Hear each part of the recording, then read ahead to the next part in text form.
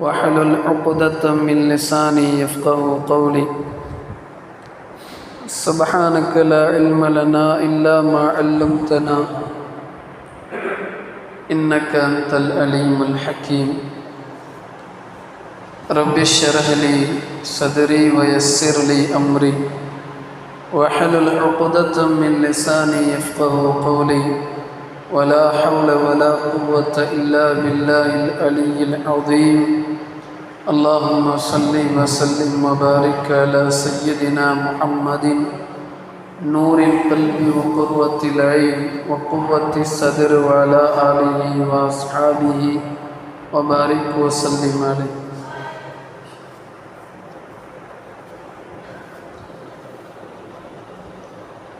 அளவற்ற அருளாளனே நிகரற்ற அன்புடையவனுமாகிய எல்லாம் வல்ல அல்லாஹ்வின் திருநாமத்தினை கொண்டு துவங்குகிறேன்.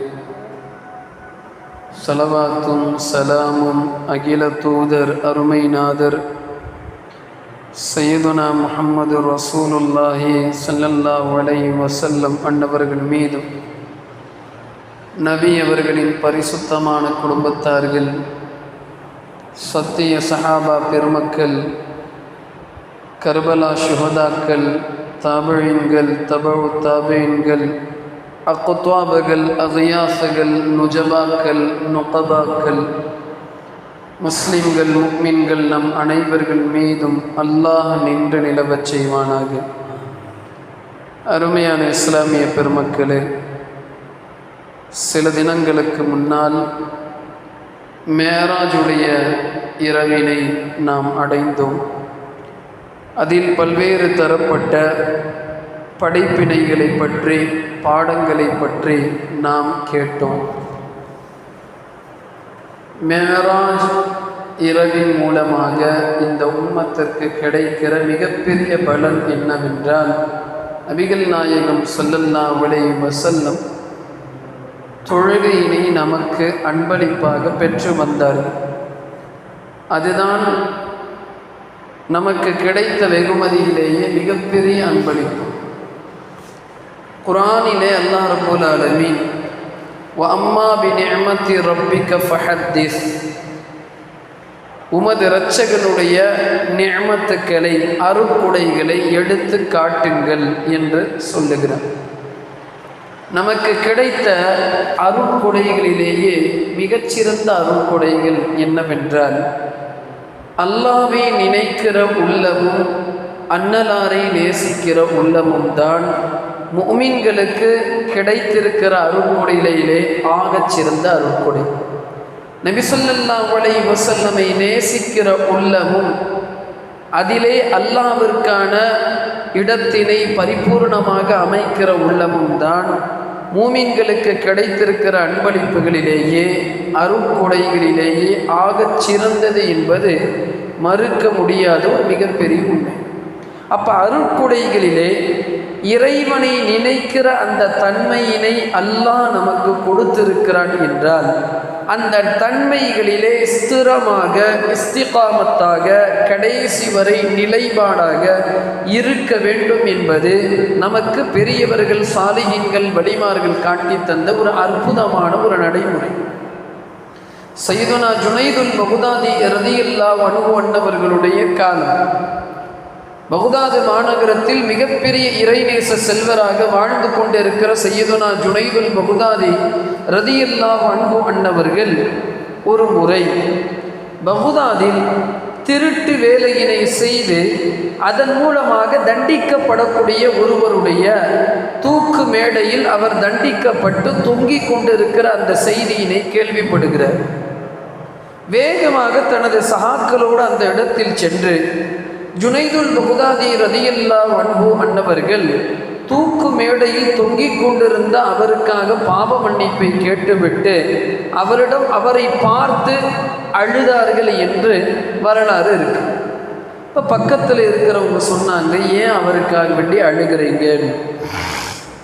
அப்போ ஜுனைதுல் பகுதாதி ரலியல்லாஹு அன்ஹு அன்னவர்கள் சொன்னார்கள், இவரிடம் இருக்கக்கூடிய இஸ்திகாமத், இவரிடம் இருக்கக்கூடிய நிலையாக ஒரு காரியத்தை செய்யக்கூடிய ஒரு தன்மையினை பற்றி நாம் பார்த்து தெரிந்து கொள்ள வேண்டும். ஆச்சரியமாயிட்டாங்க எல்லா பேரும்.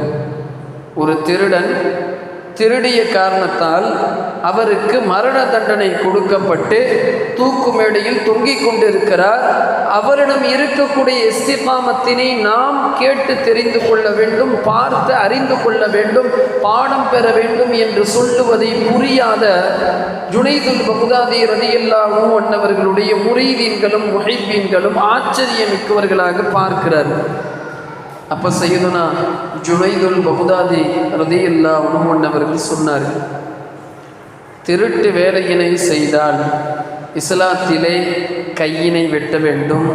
பிறகு அதிகமாக செய்கிற போது ஒவ்வொரு உறுப்புக்களாக சேதாரம் செய்து கடைசியில் உச்சகட்டமாக திருட்டு வேலையில் இருக்கிற போது மக்களுடைய பாதுகாப்புக்காக வேண்டி அவருக்கு மரண தண்டனையை கொடுப்பார்கள்.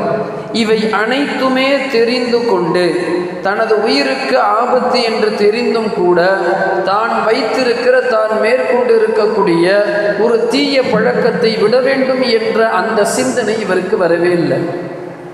ஒரு தீமையில் ஒரு பாவங்களில் கடைசி வரை நிலைத்திருந்து அந்த பாவங்களிலேயே மரணத்தை அடையக்கூடிய இவரிடம் இருக்கக்கூடிய இந்த இஸ்திகாமத், ஒரு செயலில் இருக்கக்கூடிய உறுதி, ஒரு செயலை தொடர்ச்சியாக செய்ய வேண்டும் என்ற மனோபாவம் நன்மையிலே, இபாதத்திலே, அல்லாஹ்வுடைய தக்வாவிலே, அல்லாஹ்வுடைய முக்கியத்துவத்திலே ஏன் நம்மால் இஸ்திகாமத்தாக இருக்க முடியவில்லை என்பதை நினைத்து நான் அழுகிறேன் என்று ஜுனைதுல் பக்தாதி ரலியல்லாஹு அவர்கள் சொன்னார்கள்.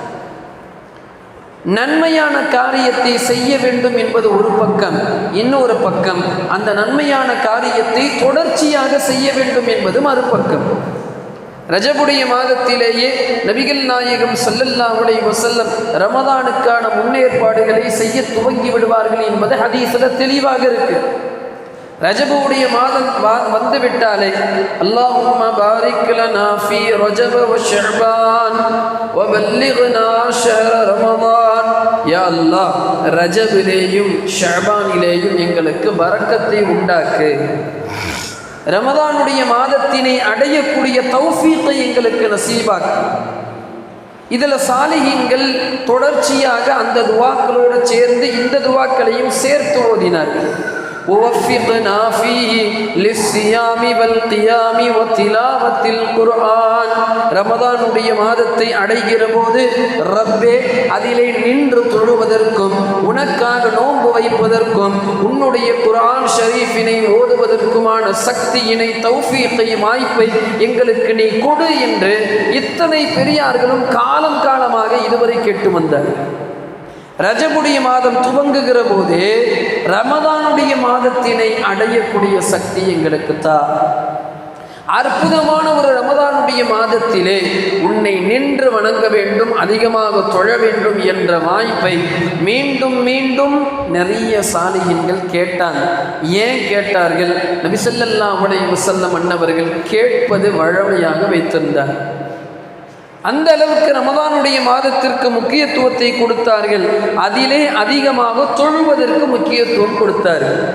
நாம் என்ன சொல்ல வருகிறோம் என்றால், இபாதத்து மிக முக்கியம், அதிலே மிக மிக மிக முக்கியம் என்பது தொழுகை. நிறைய ஹதீஸில் முஸ்லிம்களுக்கும் முனாஃபிகீன்களுக்கும் இறை விசுவாசிகளுக்கும் அல்லாஹ்வை மறுப்பவர்களுக்கும் உண்டான வேறுபாடு என்ன என்பதை பற்றி தெளிவாக நபி ஸல்லல்லாஹு அலைஹி வஸல்லம் சொல்லுகிற போது கலிமாவை சொல்லலை. கலிமா சொன்னால் தான் இஸ்லாத்துக்குள்ளே வர முடியும். ஆனால் நபி ஸல்லல்லாஹு அலைஹி வஸல்லம் அன்னவர்கள் முஃமினுக்கும் முனாஃபிக்கும், முஃமினுக்கும் காஃபிருக்கும் இருக்கிற மிகப்பெரிய வேறுபாடை பெருமானார் ஸல்லல்லாஹு அலைஹி வஸல்லம் சொன்னாங்க, தொழுகை விடுவது. ஒருவர் வேண்டும் என்று தொழுகையினை விடுகிறார் என்றால் அவருடைய உள்ளத்திலே ஈமானின் குறைபாடு இருக்கிறது என்பது தெளிவாக தெரியுது. ஒரு முஃமினானவர், ஒரு முஸ்லிமானவர், அவருடைய உள்ளத்தில் அல்லாஹும் அவனுடைய ரசூலுடைய நேசம் அதிகமாக இருக்கிறது என்றால், அல்லாஹையும் அவனுடைய ரசூலையும் ஈமான் கொண்ட எந்த விசுவாசியும் தொழுகையினை விட வேண்டும் என்று சொல்லுகிற போது உச்சந்தலையிலிருந்து உள்ளங்கால் வரை ஒரு விதமான ஒரு அச்சம் ஏற்பட்டு நாம் தொழுகையினை விட வேண்டுமா என்ற எண்ணம் என்பது அவருடைய உள்ளத்தில் ஏற்படும். அந்த எண்ணத்தின் காரணமாக எந்த நேரத்திலேயும் எந்த காலத்திலேயும் தொழுகையினை விடக்கூடாது என்ற அச்சம் அவருடைய உள்ளத்தை ஆட்டி படைக்கும். அதுதான் ஈமான். நபி ஸல்லல்லாஹு அலைஹி வஸல்லம் தொழுகையினை விடுவது என்பது காஃபிர்களுக்கு சமம் என்று சொல்லிட்டார். இதுக்கு மேல ஒரு வார்த்தையை ஹதீஸ்ல நம்மால பெற முடியாது. சுய நினைவினை கொண்டு ஒருவர் தொழுகையினை விடுகிறார் என்றால் அவருக்கும் காஃபிருக்கும் அவருக்கும் முனாஃபிக்கின் மத்தியில் வேறுபாடே இல்லைன்னு சொன்னாங்க. ஸல்லல்லாஹு அலைஹி வஸல்லம் இன்னும் எவ்வளவு ஹதீஸ், தொழுகையினை யார் விடுகிறார்களோ அவர் மார்க்கத்துடைய தூணை இடிக்கிறார் என்று வந்திருக்கு, கட்டிடத்தை இடிக்கிறார் என்று வந்திருக்கு. இவ்வளவு தெளிவான எச்சரிக்கை தொழுகையினை விடக்கூடிய நபர்கள் பற்றி இவ்வளவு இருக்கிற போது இந்த முஸ்லிம் சமுதாயம் தன்னுடைய தொழுகையினை எவ்வாறு அமைத்துக் கொள்கிறது என்பதைத்தான் நாம் தெளிவாக தெரியும். மாற்றார்கள், எதிரிகள் நம்முடைய பள்ளிவாசல்களை கைப்பற்றுகிறார்கள் என்று புலம்புகிறோம், பலஸ்தீனத்தில் அடி வாங்குகிறோம் என்று புலம்புகிறோம். இவையெல்லாம் புலம்பல்களுக்கு பின்னால் அல்லாஹ்வுடைய உதவி இந்த உம்மத்திற்கு எதன் மூலமாக வரும் என்பதை தெளிவாக தெரிய வேண்டும். அல்லாஹ்வுடைய உதவி இந்த உம்மத்திற்கு தொழுகையின் மூலமாகத்தான் வரும்.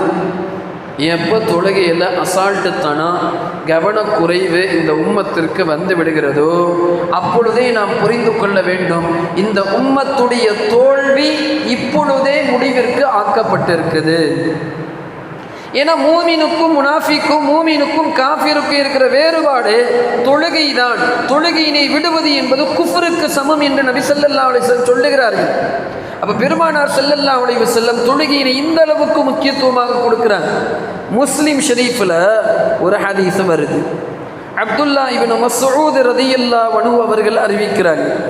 அந்த ஹதீஸில் அப்துல்லா இப்னு மஸ்ஊத் ரலியல்லாஹு அன்ஹு சொல்லுகிறார்கள், மன் சர்ரஹு an யல்கல்லாஹ அஸ்ஸ வஜல்ல Kathan Muslimeen, Mann சர்ரஹு an யல்கல்லாஹு அஸ்ஸ வஜல்ல கதன் முஸ்லிமன், யாரு அல்லாவை, மன் சர்ரஹு ஐயல்கல்லாஹ அஸ்ஸ வஜல்ல கதன் முஸ்லிமன், நாளை மறுமையிலே அல்லாவை முஸ்லிமான நிலையில் யாரு சந்திக்க வேண்டும் என்று சந்தோஷத்தினை கொள்கிறாரோ, அவருக்கு மகிழ்ச்சியினை அவருக்கு ஏற்படுகிறதோ, ஃபல்யுஹாஃபிஸ் அலா ஹாஉலாஇ ஸலவாத்தில் ஹம்ஸ், இந்த 5 வக்து தொழுகையினை அவர் சரியாக முறையாக அதை பாதுகாக்கட்டும். وَلَقَدْ رَأَيْتُنَا وَمَا يَتَخَلَّفُ عَنْهَا إِلَّا مُنَافِقٌ مَعْلُومٌ نِفَاقُهُ أَوْ مَرِيضٌ, எங்களுக்கு மத்தியில் நான் பார்த்திருக்கிறேன். அப்துல்லா இப்னு மஸ்ஊத் தன்னுடைய சஹாபாக்களை பற்றி சொல்றாங்க. சஹாபாக்களுடைய கூட்டத்தில் எங்களுக்கு மத்தியில் தொழுகையினை விடக்கூடியவர்கள் யார் என்பதை நாங்கள் தெளிவாக தெரிந்து வைத்திருந்தோம்.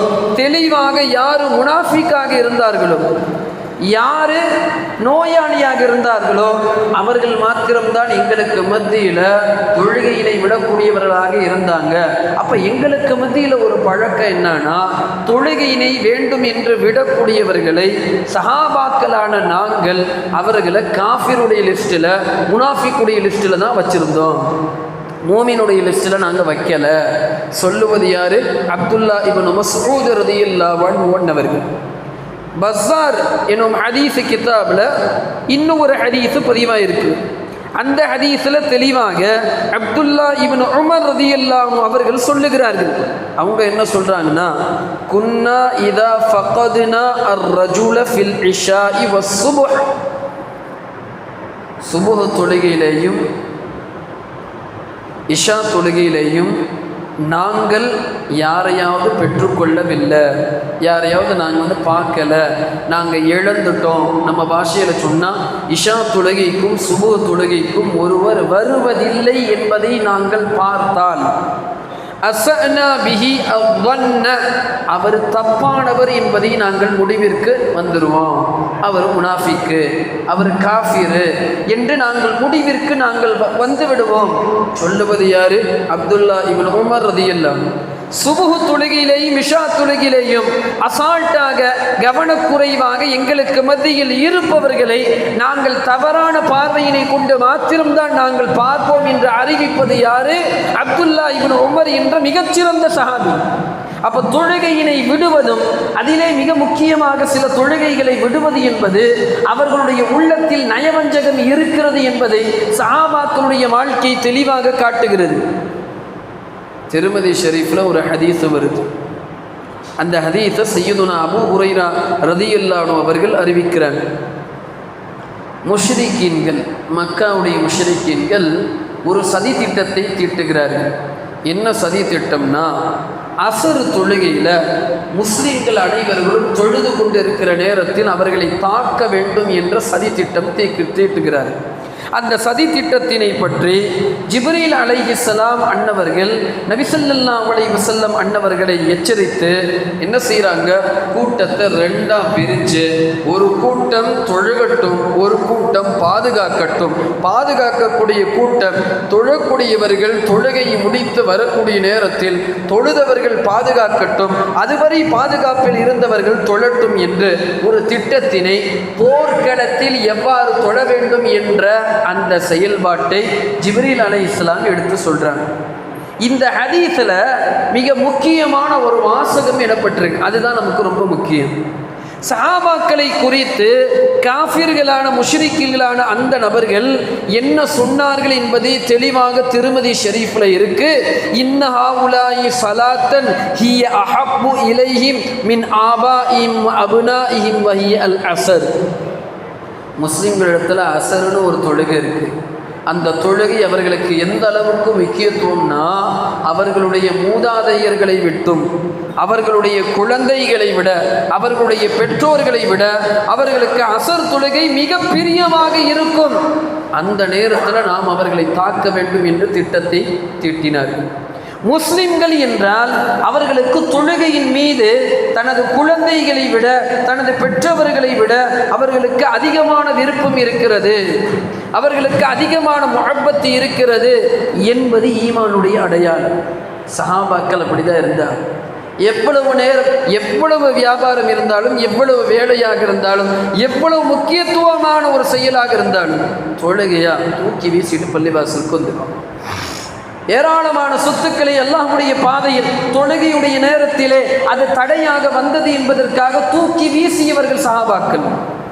தொழுகையுடைய ஜமாத்தை விடுபட்டாங்க, அதற்காக வேண்டி தனது தோட்டங்களை எல்லாம் தூக்கி வீசியவர்கள் சஹாபாக்கள். தொழுகை என்று வருகிற போது இந்த உம்மத்து எப்பொழுது முக்கியத்துவத்தினை கருதுகிறதோ அப்பொழுது இந்த முஸ்லிம் உம்மத்துடைய வெற்றி அதில் தெளிவாக இருக்கு. குர்ஆன் ஷரீஃபில் 19வது சூரால 59வது ஒரு வசனத்தில் அல்லாஹ் நல்லடியார்களாக வாழ்ந்து கொண்டிருந்தார்கள், அல்லாஹ் அவர்களுக்கு நன்மையினை கொடுத்தான், நல்ல சிறப்பான வாழ்க்கையினை கொடுத்தான் என்று பேசிக்கொண்டு வரக்கூடிய நேரத்தில் அதற்கு பிறகு வந்தவர்கள் தொழுகையினை வீணாக்கினார்கள், எனவே அவர்கள் நாசமாக சென்று விட்டார்கள் என்ற சில வார்த்தையை சொல்றான். فَخَلَفَ مِنْ بَعْدِهِمْ خَلْفٌ, அவர்களுக்கு பிறகு சில நபர்கள் பிந்தி விட்டார்கள் தொழுகையில. அதாஉ அஸ்ஸலாத்த, தொழுகையிலை வீணடித்தார்கள், அவர்களுடைய தொழுகையை வீணடித்தார்கள். வத்தபஉ அஷ்ஷஹவாத்தி, தனது இச்சைகளை பின்பற்றினார்கள். தொழுகையுடைய நேரத்தில் ஃபோனுடைய மயக்கம் அதிகமாக வருது முஸ்லிம் உம்மத்துக்கு. ஹெட்ஃபோனில் பாங்குடைய சத்தம் கேட்கிற போது உடனே சவுண்டை ரைஸ் பண்ணி சத்தத்தை கேட்காத அளவுக்கு பாட்டுடைய சத்தத்தினை உயர்த்துகிறான் ஒரு முஸ்லிம் இளைஞன். ஹய்யாலு ஸலா, தொழுகையின் பக்கமாக வாருங்கள் என்று அழைக்கிறான் அல்லாஹ். ஹய்ய அல ஸலா, தொழுகையின் பக்கமாக வாங்க. அந்த ஹய்யங்கிற வார்த்தைக்கு ரெண்டு அர்த்தம் இருக்கு. ஒரு அர்த்தம் வாருங்கள் என்ற அர்த்தம், மறு அர்த்தம் என்னன்னா உயிர்ப்பித்து காட்டுங்கள். செத்து போகிற அளவுக்கு நீங்கள் ஆகாதீங்க, உயிரோடு ஆக்குங்கள் என்று அர்த்தம். ஹய்ய அல ஸலா, தொழுகையினை நீங்கள் உயிரோடு வைத்திருங்கள், உயிரோட்டமாக வைத்திருங்கள், உயிரோட்டமாக தொழுங்கள் என்று அர்த்தம். ஹய்ய அல ஸலா ரெண்டு வார்த்தையை எப்போ பார்த்தாலும் என்ன செய்கிறோம், பாங்கலை இக்காமத்திலே சொல்கிறோம்.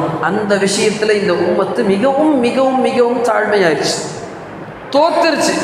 முஸ்லிம் உம்மத்துக்கு இன்று வரக்கூடிய எல்லா விதமான சோதனைகளின் பின்னணியில் அவர்களுடைய தொழுகை சரியில்லை என்பது தெளிவாக தெரியுது. ஏன்னா முஸ்லிம் உம்மத்துக்கு என்னதான் எங்களுடைய பள்ளிவாசலை காப்பாற்றியா அல்லா, பலஸ்தீனத்தை காப்பாற்றியா அல்லா, முஸ்லிம்களை காப்பாற்றியா அல்லா, எங்களுக்கு வெற்றி நீ கூடியா அல்லா, வெற்றி எதில் இருக்கு?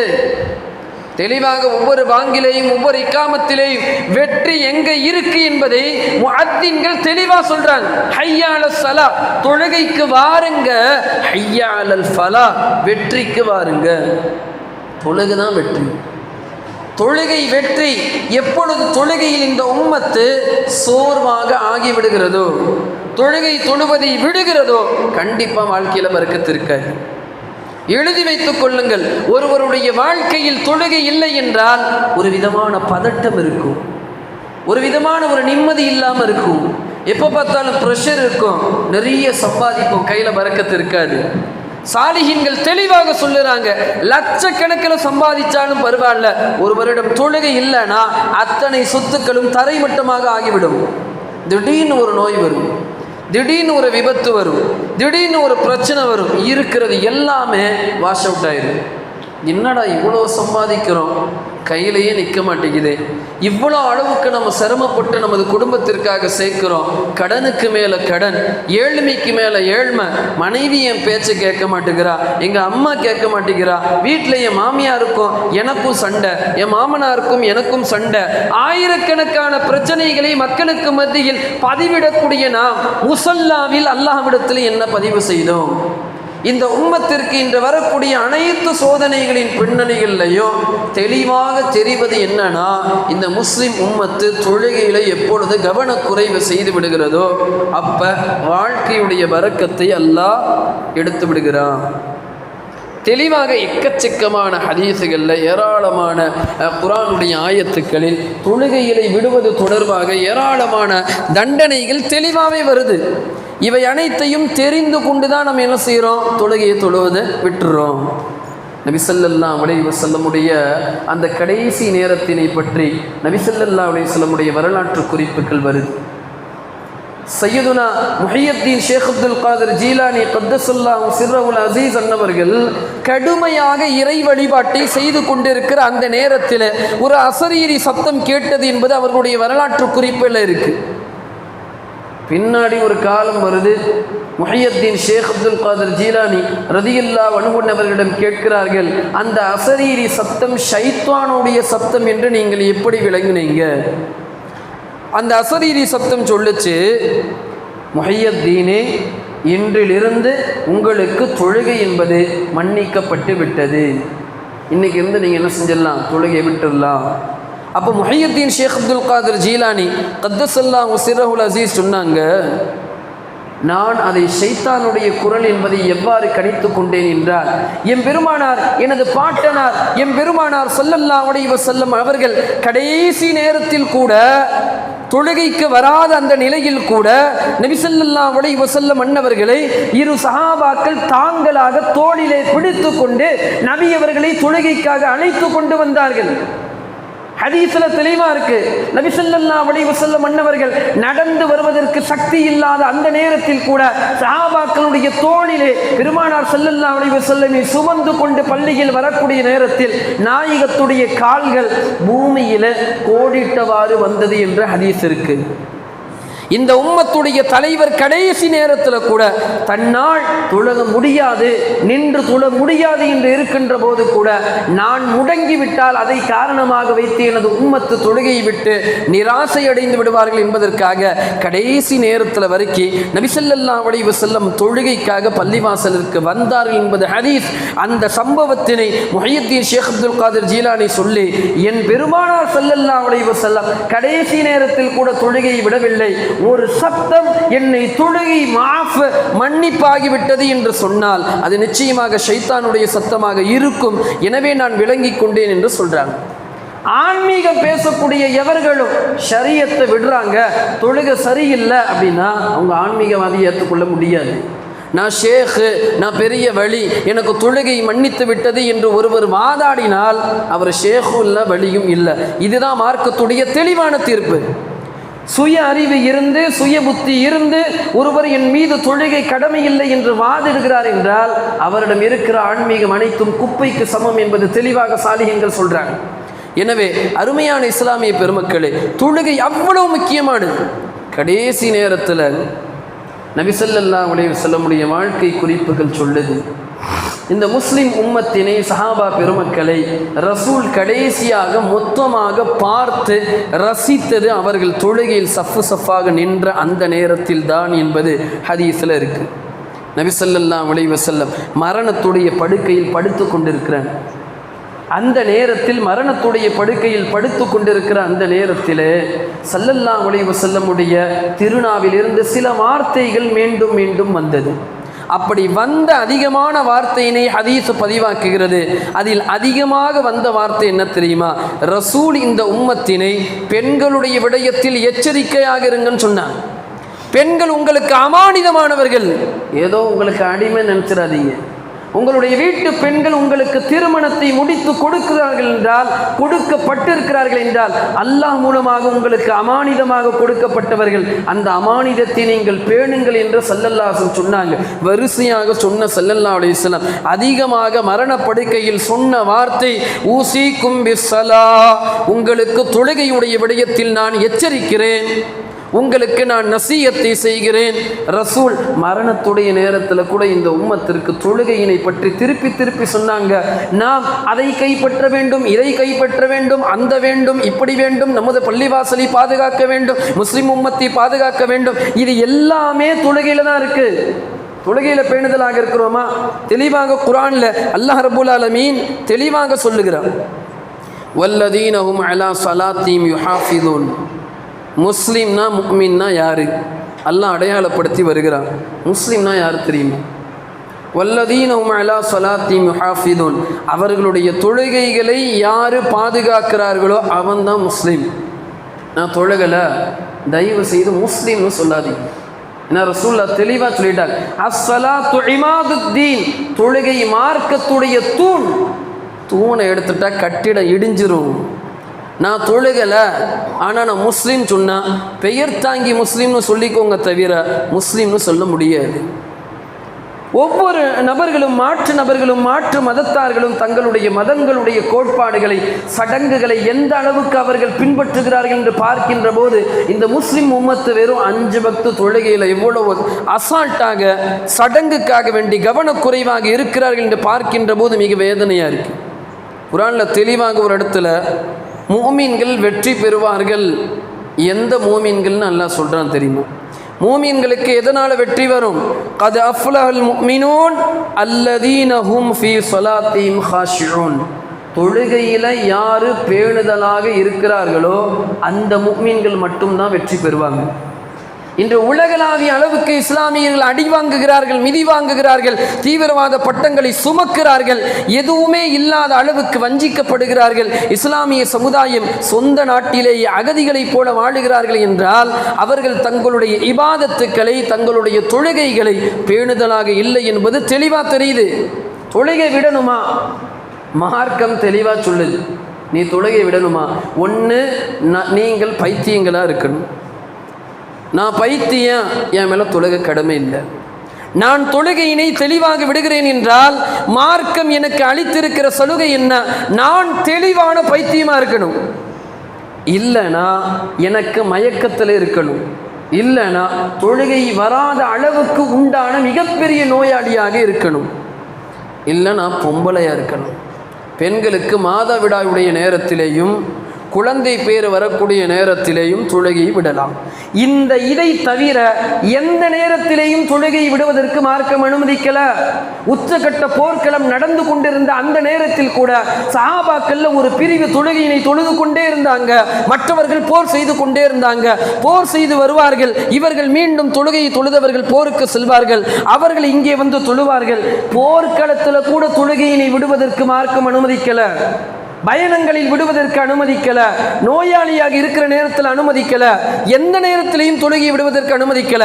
நின்று தொழ முடியலையா உட்கார்ந்து தொழுகு, உட்கார்ந்து தொழ முடியலையா படுத்து தொழுகு, படுத்து உன்னால் தொழ முடியலையா சைக்கினை செய்து சிந்தனையில் உன்னால் தொழுகு என்று சொன்னது மார்க்கம்.